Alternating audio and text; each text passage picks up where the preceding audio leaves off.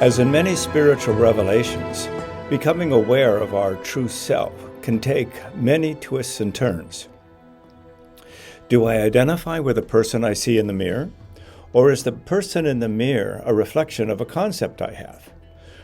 The truth is, knowing who you are is an act of God. But often that realization comes with a struggle.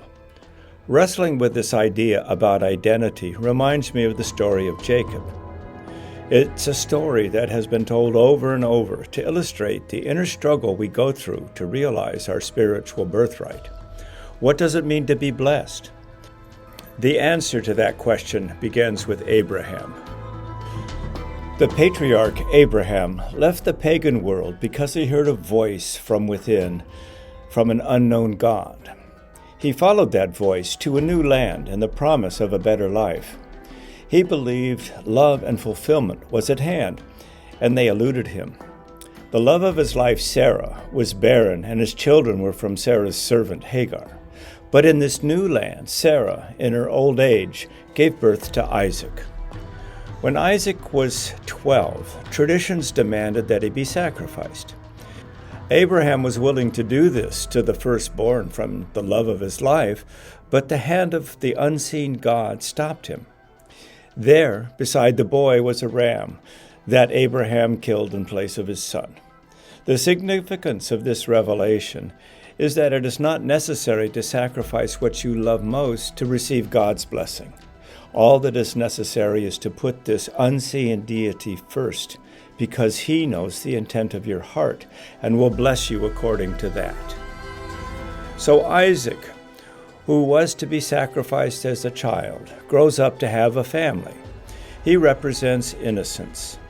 He was not a thinker, but a love child who carried on the tradition of giving his blessing to his oldest son. Isaac married Rebekah, a woman from a neighboring land. She was also a gift from God. When Abraham sent his servant to find a wife for his son, the servant prayed to the unseen God for a sign. He envisioned being at a well, thirsty, and a beautiful woman brings him water, not just for himself, but for his camels too. That vision was fulfilled when Rebekah and her sisters found Abraham's servant at their well, and Rebekah gave the man water, and also water for his camels. Isaac was happy with Rebekah, and doted on his sons Jacob and Esau. The story of Jacob and Esau is much like the story of Cain and Abel. Both stories deal with receiving a blessing and its consequences. Cain, as the oldest twin, expects to have God's blessing. He is the firstborn. He is a skilled farmer. After the harvest, he approaches God's altar and gives him the first fruits of his labor. God, in his wisdom, does not like the offering and sends Cain away. Abel, the younger twin, is a hunter, and he brings God meat. God accepts Abel's offering and gives him his blessing. Cain is enraged. How can God prefer the younger twin, who is a hunter, to a farmer who works the soil? In a fit of jealousy, Cain kills his brother, and vegetarians have been suffering ever since. Many generations later, the twins Jacob and Esau approach the time to receive their father's blessing. Like Cain and Abel, they are archetypes. They represent the dualistic nature of material life, two sides of the same coin, containing all the love and fear, care and jealousy that make up the human condition. Esau, the oldest twin, goes hunting for the perfect offering. He knows his father loves venison, so he travels far and wide to find an unblemished doe to kill. Rebekah, the boy's mother, sees an opportunity to change the destiny of her sons. She loves Esau, but knows he has no spiritual awareness. Jacob does. The mother is very important in the mythology of these early stories. In place of physical power, the mother has insight and wisdom. Sometimes that appears manipulative, but it is the female in us that drives our spiritual yearning. It is our receptive nature, our listening ear, that which guides us towards spiritual destiny. While Esau is away hunting, Rebekah persuades Jacob to impersonate his brother and take his father's blessing. Jacob is reluctant, Whether out of fear or because he has a sense of fairness, he argues against his mother's deception. Rebekah tells Jacob that he is the only one who has the sensitivity needed to fulfill God's promise, not his brother. It is through his seed that they will become a great nation. Isaac in his old age is blind.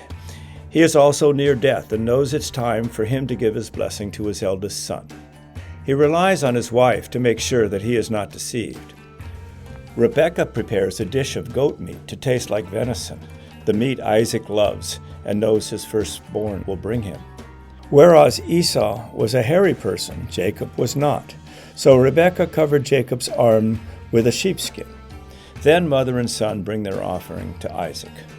Isaac tastes the meat and then questions his son. Where did he find the deer?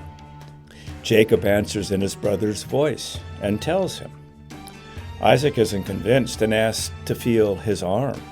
Rebekah pushes Jacob's arm close to his father, and when Isaac feels the hairy sheepskin, he is convinced he is with Esau. He gives his blessing and does so with great pride. Later that day, Esau returns with his bounty. He cooks the meat and takes his gift to his father. Isaac is resting. He isn't sure who is there. When Esau announces himself and insists on receiving his blessing, Isaac refuses to give it. He can only give one blessing, and he has already done that. Esau is enraged. So now we have a repeat of the Cain and Abel story.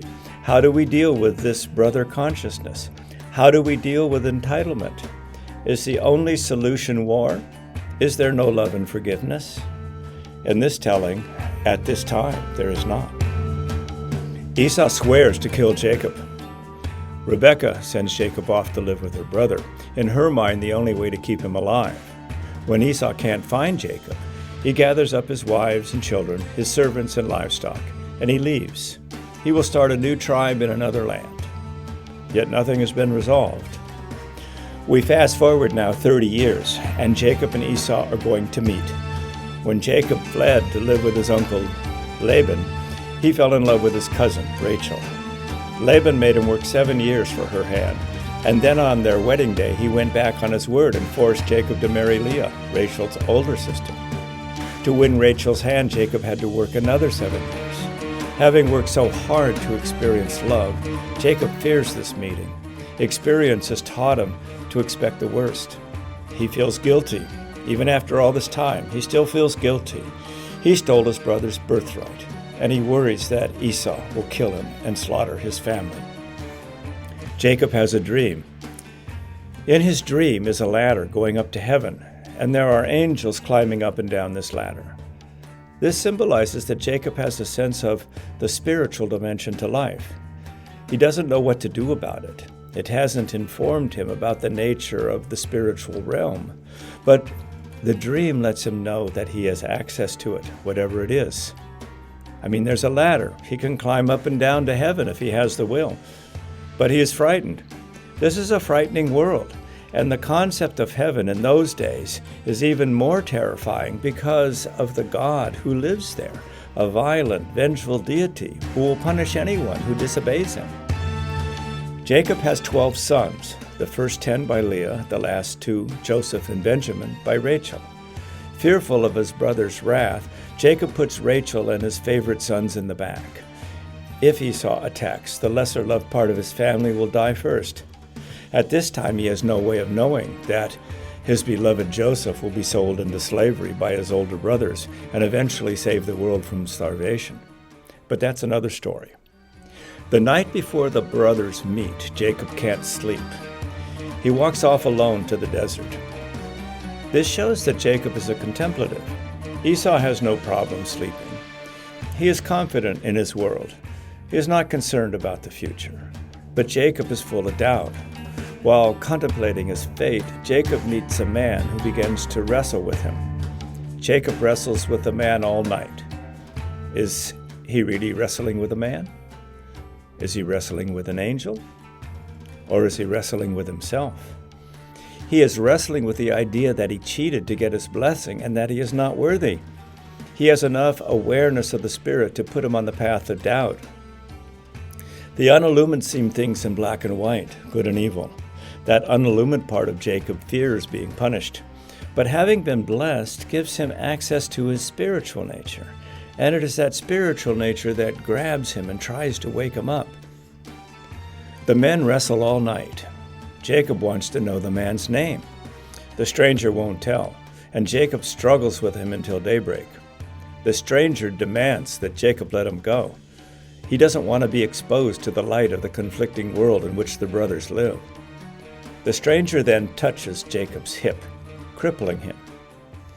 Many of us become crippled in this world when we have some awareness of our spiritual nature, yet not enough confidence to let the Spirit take over. Enlightenment isn't a tool the ego can use. It is not a power that can be used when dealing with material sense. The spiritual solution is never on the level of the problem. We cannot see God, metaphorically, if we are in the midst of human conflict. We can only see God, that spiritual nature within us and within all humanity, when we are away from the apparent, obvious world of two powers. That's why the primal storytellers reveal spiritual insight in dreams, or at night when the world sleeps, or by spending time in the wilderness. We cannot have a spiritual revelation while we are hypnotized by the conflicting forces of this world. Joel Goldsmith teaches us to wrestle with a problem until the consciousness of the principle is attained. What is the principle being sought here? Spiritual identity. Who am I? Jacob was afraid he was going to be killed in the morning. Can material power ever eliminate who you are? Your soul is eternal. Matter is only a power in the conceptual realm of cause and effect. Once a degree of enlightenment is reached, once the nature of spiritual consciousness is revealed, the material world loses its power, and you experience the oneness with all life. Jacob holds on to the stranger. He won't let go until the stranger tells him his name. Who are you? But the stranger won't say. Jacob is not ready to hear the holy name, the name Moses learned centuries later. That name cannot be revealed to this state of consciousness. Eventually, the stranger blesses Jacob and gives him a new name. It is Israel, which means that he has striven with God and prevailed. It also means God with us. Spirit never functions through the personal ego, and sometimes the person chosen to be the instrument through which Spirit works is impaired in this world. The first step in moving from sense to soul is to divest our attachment to the power of this world. Jacob is a leader. Even with all of his doubt, he rules a tribe of people confronting destruction. He perceives Esau to be stronger than him. He believes that Esau wants revenge. Now, suddenly, he is diminished. He is forced to look at this situation differently. Perhaps his soul has been opened to a new way of perceiving the world. The story reveals that he has the sense that God is with him, hence his new name, and that changes how he deals with meeting his brother. Can he avoid conflict? Can he ask for forgiveness?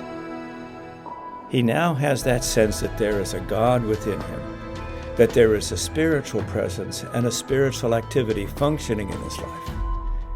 And the fear leaves.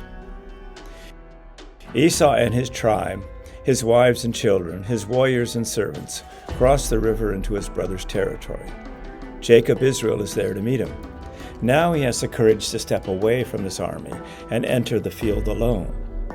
Esau does the same, and when the men meet, they embrace. Esau has long forgiven his brother. He blesses him. He was grateful that he did not receive his father's blessing. He knew that he was not prepared to carry out that duty. His true blessing was that he was free to go off and start his own tribe, and he is very successful. All the worry, all the planning and scheming that was coming out of Jacob's speculation and fear were for naught. When we recognize our spiritual nature, our oneness with all humanity, the only relationship there is love. That is all there is. love.